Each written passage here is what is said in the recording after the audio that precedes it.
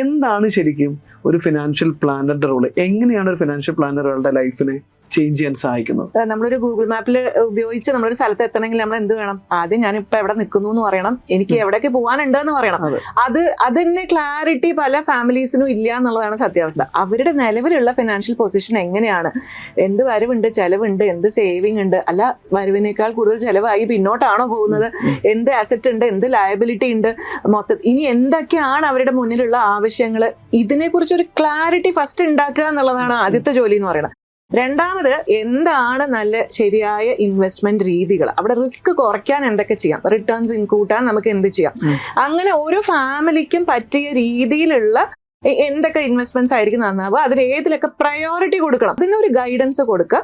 പിന്നെ അതിന് വേണ്ട എന്തൊക്കെയാണോ നമുക്ക് ചെയ്യാൻ പറ്റുന്ന കാര്യങ്ങൾ അത് എക്സിക്യൂട്ട് ചെയ്ത് അവരെ ഒരു കൈപിടിച്ച് അവരുടെ ഒരു ഫിനാൻഷ്യൽ ജേർണിയിൽ മുന്നോട്ട് കൊണ്ടുപോകുക എന്നുള്ളതാണ് ഒരു ഫിനാൻഷ്യൽ പ്ലാനറിന്റെ റോൾ എന്ന് പറയുന്നത്.